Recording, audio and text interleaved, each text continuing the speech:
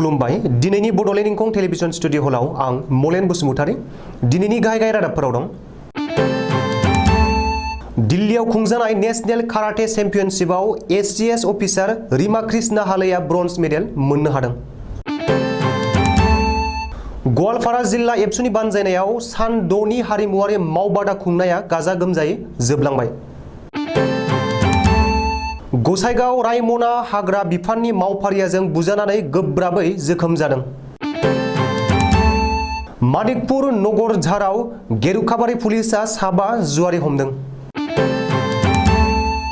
तामुलपुराव जानो गोनां बर' थुनलाइ आफादनि 61थि जथुम्मायाव हादरगिरि रामनाथ कविन्दआ गाहाय आलासि महरै बाहागो लाफैगोन। गरेस्वर गासगुरियाव मोब्लिब तार नांनानै प्रदीप बर' मुंनि सासे ड्राइभारा जायगायावनो थैदों। दानिया फैदो आबुं रादाबाव।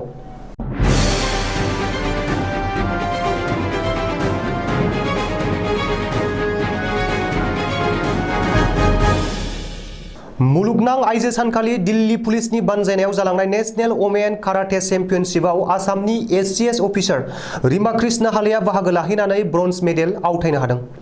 मख'नो गोनांदि गुवाहाटीनि थागिबि रीमा कृष्णा हालेया आथिखालाव सासे एससीएस अफिसार हिसाबै क'क्राझार जिल्लानि एसिस्टेन्ट कमिशनार महरै बिबान रुजुननानै खामानि मावबोगासिनो दं। खौरांगिरिनि सिगाङाव एससीएस अफिसार रीमा कृष्णा हालेया बुंदोंदि थांनाय 8 मार्च खालि मुलुगनां आइजो सानखौ लोब्बा लाखिनानै दिल्ली पुलिसनि बानजायनायाव गोदान दिल्लीनि Talkatora stadium all India women karate चेम्पियनशिपखौ खुंफुंनाय जादोंमोन। आथिखालाव रीमा कृष्णा हालेया गाव ब्रन्जनि मेडेल मोननो हानानै जोबोर गोजोननाय मोनदों होननानै फोरमायदों। गवालपारा जिल्ला दुलाराय बर' फरायसा आफादनि बानजायनायाव दुधनैयाव सान 6नि हारिमुआरि मावबादा खुंनाया आथिखालाव जोबोर गाजा गोमजायै जोबलांबाय। बर'नि हारिमुआरि खाम, जथा, सिफुं आरो गरखा दामनायजों सा 50 मोसाखावरि सिख्ला एबा आइजोफोरा बागुरुम्बा मोसानायाव गमामायैनो जोबोर बाखनायथाव आरो मेहेरगोनाङै जालांदोंमोन। बेनि अनगायैबो गोदोनिफ्रायनो बर'नि हारिमुआव जायगा मोनबोनाय बारदै सिख्लानि मोसानायाबो जोबोरैनो मेहेरगोनां जादोंमोन। क'क्राझार जिल्लानि गसाइगाव महकुमा बेन्दोंआव कसुगाव वेस्टार्न रेन्ज रायमनायाव हाग्रा बिफाननि सानै मावफारियाया सासे सारेन्डार जाखानाय फलानखौ बुग्लिनानै गोब्राबै जोखोम जाहोदों। हाग्रा बिफाननि मावफारियाफोरा गाग्लोबनायाव जोखोम जानाय बारग' फलाननि मुंखौ अनन्त बसुमतारी होननानै मिथिहोदों। गाग्लोबग्रा हाग्रा बिफाननि मावफारियानि मुङा जयनाथ नार्जारी आरो रमेन्द्र औवारी होननानै सुलुङाव फोरमायदों।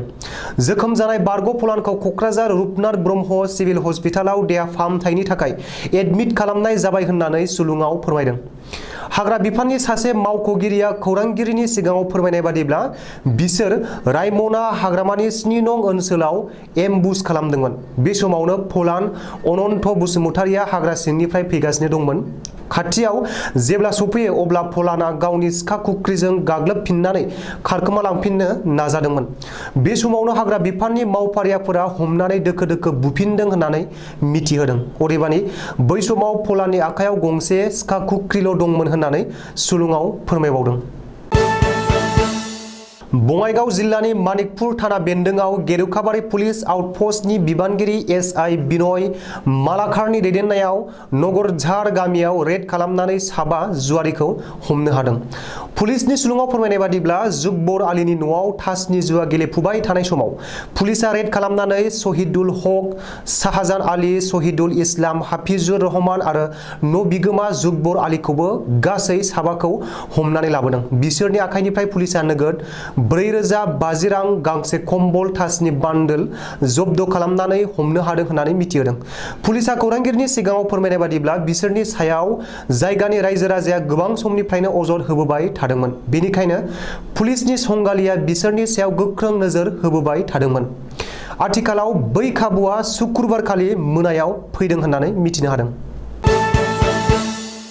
सोलिफु बोसोर 2022 नि फैगौ 27, 28 आरो 29 एप्रिलाव सानथामनि हाबाफारिजों बर' थुनलाइ आफादनि 61थि बोसोरसालिया जथुम्मायाव भारतनि हादरगिरि रामनाथ क'विंदआ गाहाय आलासि महरै बाहागो लाफैगोन। मख'नो गोनांदि थांनाय फेब्रुवारि दाननि नैथि सप्तायावनो बे जथुम्माया तामुलपुरनि गोजोन फोथाराव जानो गोनांमोन। नाथाय हादरगिरि रामनाथ क'विंदआ बै सानाव फैनो सोलाबनाय नङा होननानै मिथिहोनायाव बे हाबाफारिखौ अक्ट'खौ सोलायनानै उनथिं लाहैफिननांगौ जादोंमोन।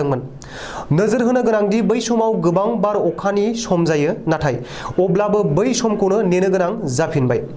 थांनाय बोसोर 2021 आवबो बै जायगायावनो बर' थुनलाइ आफादनि 60थि बोसोरसालिया जथुम्माखौ अखा बारहुंखा एबा बोथोरनि मिथिंगायारि अलखदनि थाखाय खुंफुंजोबनो हायाखैमोन। बै सानखौ गोसोखांहरनानै आथिखालाव गोबाङानो गावबा गावनि गोसोनि उसुबिदा मोननायखौ गुबुन गुबुन ससियेल मिडियानि बिजोंजों फोरमायदों। तामुलपुर जिल्लानि गरेस्वर गासखाथायाव मोब्लिब तार नांनानै तामुलपुर सानजा कसुखाथा गामिनि थागिबि दाउ ब्रयलार रोगाग्रा बलेर' पिकआप गारि सालायग्रा ड्राइभार प्रदीप बर'आ जायगायावनो थैदों। सुलुङाव फोरमायनाय बादिब्ला प्रदीप बर' आरो हेन्डीमेन कमल कलितामोनहा सनिबारखालि फुंनि समावनो गरेस्वराव लतीफ ब्रयलार फार्माव दाउ ब्रयलार लायनो थांदोंमोन। बे समावनो गासगुरि गामियाव हरखाबै 1200 भल्टेजनि मोब्लिब तारआ बिसोरनि गारियाव नांदों आरो ड्राइभार प्रदीप बर'आ जायगायावनो थैदों। बेनि अनगायैबो हेन्डीमेन कमल कलिताया खुनुरुखुमै रैखा मोननो हादों होननानै मिथिहोदों। दिनैनि रादाबा एसेनोसै। गोजोन्थों।